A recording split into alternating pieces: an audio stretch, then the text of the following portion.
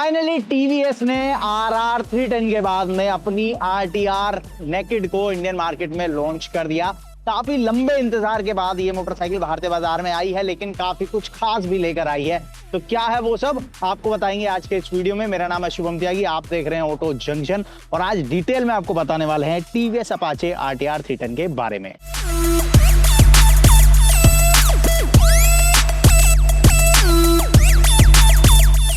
RTR 310 के अंदर काफी सारी चीजें टीवीएस ने अपाचे RR 310 से ली हैं, लेकिन काफी सारे फीचर्स का और परफॉर्मेंस के अंदर भी आपको दोनों बाइकों में बड़ा डिफरेंस देखने को मिलेगा और ये डिफरेंस प्राइस के अंदर भी आपको देखने को मिलता है।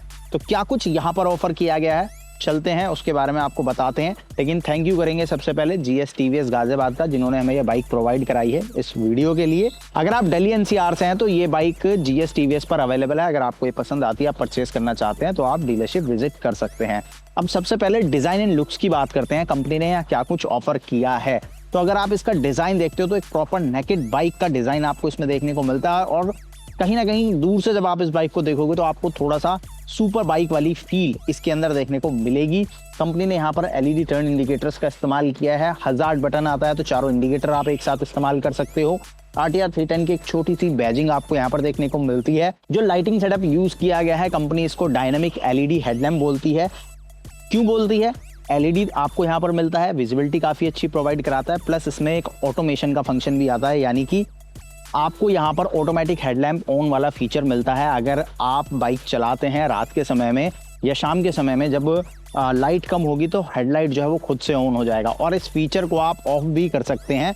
अगर आप चाहते हैं कि ऑटोमेटिक हेडलैम्प ऑन वाला फीचर आपको नहीं चाहिए तो मीटर कंसोल के अंदर आपको एक ऑप्शन मिलता है जहां से आप इस फीचर को ऑफ कर सकते हैं। तो काफ़ी इंटरेस्टिंग फीचर टीवीएस ने इस बाइक में ऑफर किए हैं।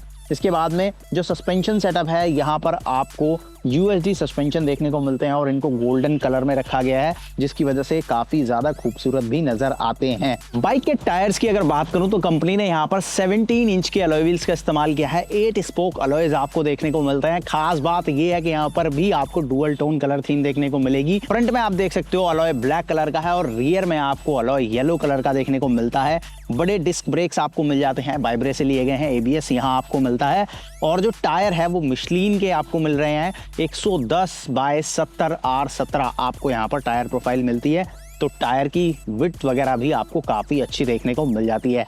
ओवरऑल जब आप बाइक को फ्रंट से देखोगे तो बाइक जो है वो काफ़ी खूबसूरत नज़र आती है और पहली नज़र में कोई भी देखकर हैरान हो सकता है कि टीवीएस ने ये जबरदस्त डिजाइन एक अफोर्डेबल प्राइस सेगमेंट में आपको ऑफर किया है। अब बात कर लेते हैं साइड प्रोफाइल की। साइड प्रोफाइल में आपको क्या कुछ मिलता है, तो यहाँ पर जो टैंक यूज किया गया है ये RR 310 वाला ही है। 11 लीटर का फ्यूल टैंक आपको मिलता है। यहाँ पर बड़े टैंक एक्सटेंशंस आपको मिलते हैं जो कि इसको काफी अग्रेसिव लुक ऑफर करते हैं और यहाँ पर भी आपको डुअल टोन टाइप की थीम देखने को मिलेगी। ब्लैक कलर है, साथ में ग्रे है, उसके बाद में ये येलो का स्टिकर है। तो काफी फंकी लुक इस बाइक को देने की कोशिश की है टीवीएस ने और ये काफी हद तक सफल भी रहे हैं। काफी अलग ये बाइक जो है वो नजर आती है।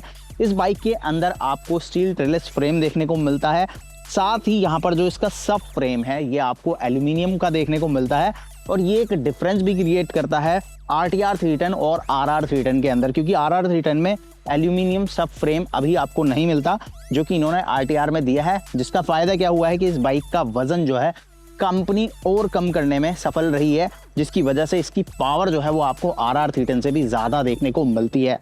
कितनी मिलती है, चलिए इंजन के बारे में बताते हैं और उसके साथ ही आपको इसकी पावर परफॉर्मेंस भी बताते हैं। तो बाइक के अंदर इंजन वही इस्तेमाल किया जा रहा है जो हमने RR 310 में ऑलरेडी देखा है। ये टीवीएस ने BMW के कोलैबोरेशन में बनाया हुआ इंजन है और ये इंजन जो है वो रिवर्स इंक्लाइंड आपको देखने को मिलता है। 312 सीसी का single cylinder liquid cooled DOHC engine आपको यहाँ पर कंपनी ऑफर करती है। DOHC की ब्रांडिंग आपको यहाँ पर मिलेगी। ये बड़ा रेडिएटर यहाँ पर दिया गया है, इंजन को ठंडा रखने का ये काम करता है। इस इंजन से आपको लगभग 35 PS की पावर मिलती है और टॉर्क आपको मिलता है 28.7 न्यूटन मीटर का। तो पावर एंड टॉर्क के मामले में ये बाइक RR 310 से भी थोड़ा सा आगे है। और जो एग्जॉस्ट पाइप है ये सिमिलर है जो हमने BMW G310R और TVS की अपाचे RR 310 में ऑलरेडी देखा है। साउंड कैसा आता है, चलिए बाइक को स्टार्ट करते हैं और आपको इसका एग्जॉस्ट नोट भी सुनवाते हैं।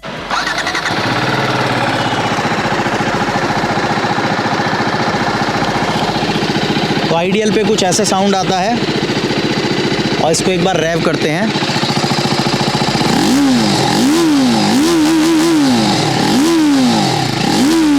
तो एग्जॉस्ट नोट की अगर आप बात करेंगे तो ये आपको लगभग सेम RR 310 वाला ही देखने को मिलता है, उसके अंदर कोई बड़ा डिफरेंस आपको नहीं मिलता है। इस बाइक की सीट हाइट वगैरह की अगर मैं बात करूं तो यहाँ पर TVS ने जो सीट हाइट रखी है वो 800 mm रखी है, जो कि बहुत ज़्यादा नहीं है। मेरी हाइट 5 फीट 8 इंच है, मेरे पैर दोनों पूरे आराम से आते हैं, जिसकी वजह से मैं बाइक को कंट्रोल कर सकता हूँ काफ़ी आराम से। और जो इसका वज़न है वो भी काफ़ी कम रखा गया है, 169 kg कर्व वेट के साथ में आपको ये बाइक देखने को मिलती है, जिसकी वजह से ओवरऑल इस बाइक की हैंडलिंग काफ़ी इजी हो जाती है। इसको आपको सिटी में चलाना है या आपकी हाइट कम है तब भी आप इस बाइक को काफ़ी आराम से चला सकते हो। साथ ही यहाँ पर आप बात करते हैं सिटिंग पोस्चर की, तो हैंडल बार पोजिशन भी आपको काफ़ी ऊपर मिलता है, बहुत ज़्यादा आपको झुकने की ज़रूरत नहीं है। फुट पैक पोजीशन भी अगर आप देखोगे तो ये भी बहुत ज़्यादा पीछे नहीं है। तो ये एक ऐसी बाइक डिज़ाइन की है TVS ने जिसके साथ में अगर आप सिटी में चलना चाहें सिटी में चल सकते हैं, और अगर आप लॉन्ग राइड वगैरह जाना चाहें तो वहाँ पर भी ये आपको निराश नहीं करेगी, क्योंकि यहाँ पर सिटिंग पोस्चर आपको अग्रेसिव नहीं मिलता है। आप आराम से कंफर्टेबली इस बाइक को लॉन्ग राइड में भी यूज़ कर सकते हैं। प्लस जो ग्राउंड क्लियरेंस है वो भी आपको काफ़ी अच्छी मिल जाती है, जिसकी वजह से अगर ख़राब रास्तों से भी आपको इस बाइक को निकालना है तो वहाँ से भी बाइक जो है वो काफ़ी आराम से निकलती हुई चली जाती है। अब मैं सीट पर बैठ ही गया हूँ तो टॉप व्यू की बात कर लेते हैं। तो की पोजीशन आपको टैंक के ऊपर देखने को मिलती है और सिंगल पाइप हैंडल बार आपको देखने को मिलता है। मिरर्स की अगर मैं बात करूं तो इनकी क्वालिटी आपको काफ़ी अच्छी मिल जाती है, जो फिट एंड फिनिश है यहाँ पर आपको काफ़ी अच्छी नज़र आएगी। प्लस जो लीवर्स हैं, ब्रेक लीवर है या फिर क्लच लीवर है, दोनों के अंदर ही आपको 4 लेवल पे एडजस्टमेंट मिल जाती है, आप अपने अकॉर्डिंग इनको एडजस्ट कर सकते हैं। और यहाँ पर आपको सारे कंट्रोल्स दिए गए हैं।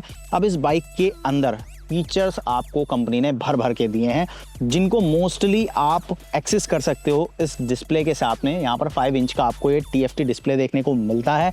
क्या कुछ फीचर्स दिए गए हैं उसकी बात करें तो कंपनी ने यहाँ पर आपको क्रूज कंट्रोल ऑफर किया है। इसके अलावा इस बाइक के अंदर आपको डुअल चैनल ABS मिलता है। प्लस यहाँ पर कंपनी ने 5 राइडिंग मोड्स दिए हैं, जिनको आप यहाँ मीटर के साथ में टॉगल कर सकते हो, चेंज कर सकते हो। पहला मोड आपको अर्बन मिलता है, दूसरा आपको मिलता है रेन, तीसरा है स्पोर्ट्स, चौथा आपको मिलता है ट्रैक और पांचवा आपको मिलता है सुपर मोटो। हर एक राइडिंग मोड के अंदर बाइक की परफॉर्मेंस में आपको डिफरेंस देखने को मिलेगा। परफॉर्मेंस के साथ साथ आपको इस बाइक की ब्रेकिंग के अंदर भी डिफरेंस देखने को मिलता है। और ये सारे मोड जो हैं वो आपको एक अलग एक्सपीरियंस देंगे जब आप इस बाइक को चलाओगे। डिस्प्ले के अंदर ढेरों इन्फॉर्मेशन हैं, जैसे कि आपको RPM, गियर पोजीशन, स्पीडो तो मिलता ही है। इसके अलावा आपकी फ्यूल टैंक में जो फ्यूल है उसके साथ में आप कितने किलोमीटर चल सकते हो, यानी कि रेंज आपको मिल जाती है, डिस्टेंस टू एम्प्टी जिसको कहते हैं। टॉप स्पीड कितना आपने अचीव किया है, 0 to 60 आपने कितने टाइम में अचीव किया है। इसके साथ में आपको लॉन्च कंट्रोल मिल जाता है, यानी कि अगर आप विली कर रहे हैं तो विली कंट्रोल आपको मिलेगा, स्टॉपी कंट्रोल मिलता है। तो बाइक के फ्रंट और साइड के अंदर तो मैंने आपको बता दिया क्या कुछ मिलता है, लेकिन टेल सेक्शन के अंदर भी ये बाइक जो है वो काफ़ी खूबसूरत नज़र आती है। बड़े ग्रैब हैंडल्स आपको देखने को मिलेंगे, फिट एंड फिनिश वगैरह अच्छी मिलती है। और इनकी पोजीशन ऐसी है कि अगर पिलियन कोई भी पीछे बैठता है तो वो काफ़ी आराम से इनको पकड़ सकता है, उसको कोई परेशानी नहीं होती है। यहाँ पर अगर आप टेल लाइट देखेंगे तो ये भी LED आपको देखने को मिलती है। बाकी आपको यहाँ पर ये टायर हगर मिलेगा, इसी के ऊपर नंबर प्लेट पोजीशन और इंडिकेटर की पोजीशन रखी गई है। और यहाँ पर ये वाला जो पूरा पार्ट है ये आपको एकदम खाली मिलता है, जिसकी वजह से ये बाइक जो है वो काफ़ी डिफरेंट लुक आपको ऑफर करती हुई नज़र आती है। सस्पेंशन सेटअप की अगर बात करें तो फ्रंट में USD आपको मिल जाता है और रियर के अंदर कंपनी आपको मोनोशॉक सस्पेंशन ऑफर करती है। डायनेमिक किट अगर आप लेते हैं तो फ्रंट सस्पेंशन के अंदर आपको एडजस्टमेंट का ऑप्शन मिलेगा और रियर सस्पेंशन जो यहाँ पर आपको मिलता है इसमें एडजस्टमेंट का ऑप्शन आपको कंपनी देती है।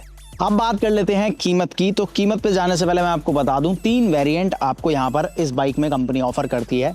2,42,000 रुपए से एक शोरूम कीमत शुरू होती है बेस मॉडल की। मिड वेरिएंट है 2,57,000 रुपए एक शोरूम और टॉप मॉडल है 2,63,900 रुपए के आसपास आपको पड़ता है एक शोरूम। ये तीनों वेरिएंट आपको मिलते हैं। इसके अलावा बिल्ड टू ऑर्डर का ऑप्शन मिलता है, जहां पर आप डायनेमिक किट या फिर डायनेमिक प्रो किट को अपनी बाइक में इंस्टॉल करा सकते हैं और बिल्ड टू ऑर्डर पर अगर आप जाते हैं तो थोड़ा सा प्राइस जो है वो और इंक्रीज हो जाता है। अब यहाँ पर मैं आपको एक चीज़ क्लियर कर देता हूँ कि स्टैंडर्ड अगर आप बाइक खरीदते हैं तो आपको क्या मिलेगा और अगर आप किट्स के साथ जाते हैं तो आपको क्या मिलेगा। तो अगर आप बेस मॉडल लेते हैं स्टैंडर्ड तो उसके अंदर आपको कुछ एक फीचर्स नहीं मिलेंगे, जैसे कि बेस मॉडल के अंदर आपको क्विक शिफ्टर नहीं मिलेगा, जो कि आपको मिड वेरिएंट और टॉप वेरिएंट में मिलता है। और आपको सभी वेरिएंट्स के अंदर कंपनी क्रूज कंट्रोल ऑफर करती है, डुअल चैनल ABS ऑफर करती है, 5 राइडिंग मोड्स ऑफर करती है, वेंटिलेटेड और हीटेड सीट का फीचर, एडजस्टेबल फ्रंट सस्पेंशन का ऑप्शन, इसके अलावा क्रूज के ऑप्शन जो डायनेमिक क्रूज है उसका अगर आपको ऑप्शन चाहिए तो उसके लिए आपको बिल्ड टू ऑर्डर के साथ में जाना होगा, जहां पर आपको डायनेमिक किट या फिर डायनेमिक प्रो किट को खरीदना होगा। उसके बाद में आप इन फीचर्स को भी ले पाएंगे, जिसकी कॉस्ट लगभग 21 से 22 हज़ार रुपये आपको आएगी।